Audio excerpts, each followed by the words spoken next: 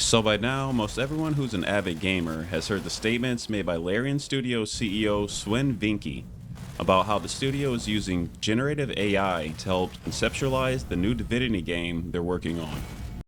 I'll admit that the trailer looks pretty sick. Like, sick as in cool. I mean, not sick as in gross. Though it is pretty gross at some parts that I won't show here, and I can't believe they had the balls to put this out as a promotional trailer.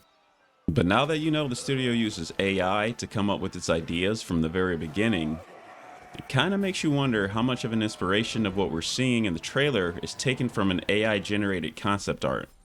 Normally I wouldn't comment on this, but then I came across an interview with CEO of the astronauts Adrian Chmielarz. I think that's how you pronounce it. In an article from TechRaptor, which is basically a long-form interview on Adrian's ideas concerning the use of generative AI in video games. If you worried that Witchfire may one day feature weapon models that spawn from an AI image, or already feature AI-inspired level design, then you don't have to worry any longer. Adrian states with sheer confidence that, with Witchfire, that door is firmly closed.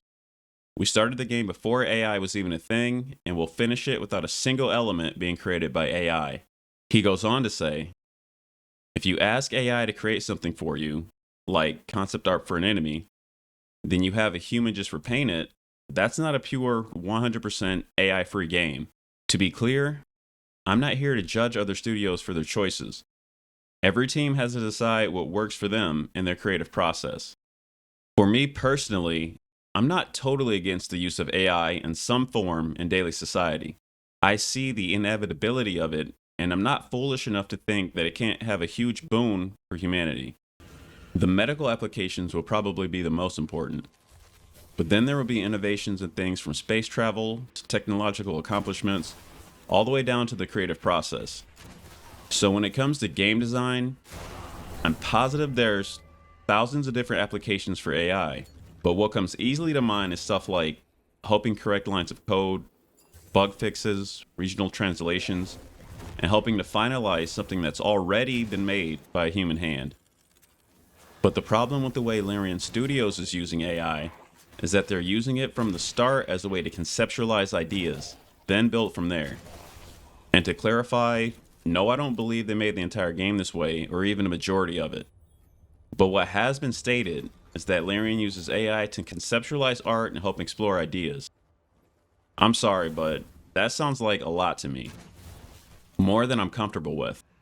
And Swen didn't make things any better with his initial posts on Twitter about it. The initial outburst at the beginning was pretty cringy. I think we can all agree. Even after that, Swen keeps mentioning how they have a ton of artists and concept artists working at the company. But I don't really see how that helps in his defense. If all the artists you hire are coming up with AI-generated ideas, then having more people create your game that way only compounds the problem. Though I did find an interview with Swen from 7 months ago on GameSpot, where Swen is asked about his stance on the use of AI and machine learning, and he spoke quite favorably of it all the way back then. I think it's safe to say his comments back then didn't catch fire like they are now. I agree with Witchfire CEO when he refers to stuff like the final product of a project spawned from AI as a kind of rotten seed.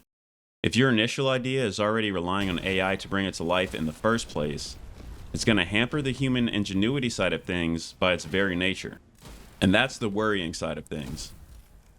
People think, and I include myself in this, people think AI could ultimately go the route of robbing people of their humanity. People won't learn how to build, or communicate, or gain skills properly if everyone's relying on AI to do it for them. We're only going to get rehashed art if it's constantly being cycled through what's already out there. Anyone required to use creativity in their profession will slowly lose their touch, and our artwork will grow dull as a result. I'm not saying it will, but it could ultimately go that route. Because, let's face it, we're dealing with humanity here. Though, as gamers, I think we have a reason to rejoice. Most people, and I include myself in this, don't want AI to creatively influence our games. Adrian goes on to say, currently there's a lot of people, really, this is not a minority, A lot of people are really clear about not wanting any AI in their games. And it is controversial, but I kind of like it because it tells me they care, right? They want to have contact with other humans through art. Ultimately, the decision will basically be made by the players. If they refuse to buy games that are clearly done using AI, the message will be clear, and people will not be using AI in their games. It's as simple as that. So what can we expect as Witchfire players? I think it's safe to say we can be worry-free of AI infiltrating our game. Adrian made that pretty clear, I think, in the interview. For the rest of the gaming industry, come over here. Huddle up, boys. Bring it in close. Now listen. I get using AI to eliminate some of the more tedious and time-consuming tasks for correcting errors and all that good stuff. But when it comes to the creative process, like concept art and character design and level design and the music and writing, we want the real thing. We want the human ingenuity behind creating a truly great work of art to remain intact. That way, at least one aspect of human life can remain truly human. Got it? All right, good talk. Good talk. At the end of the article, Adrian is reported to say, I don't know what the future holds or how strongly AI will be present in the creative process years from now. No one does. All I know is that today, we want Witchfire to be a product of organic creativity and passion. We'd rather spend more money as a studio and give our team the time they need to create something free from AI than compromise that vision. And I believe him when he says stuff like that. This is the type of guy who makes statements like, I want Witchfire to be this sort of song that one human being sings to another person. That is a far more poetic way of describing Witchfire than I ever imagined someone would talk about it. I guess that's to be expected from the game's creator and CEO. I don't think I necessarily sing about it, but I damn sure do a whole lot of talking about it. Anyway, the article's written by Robert Sharpanito, and you should head over to TechRaptor to check it out because there's a lot of it I didn't cover here. I just found it interesting that Witchfire CEO happened to chime in with such an in-depth response on a topic that a lot of people have been talking about lately. Alright everyone, that'll do it for this one. I hope you have a Merry Christmas.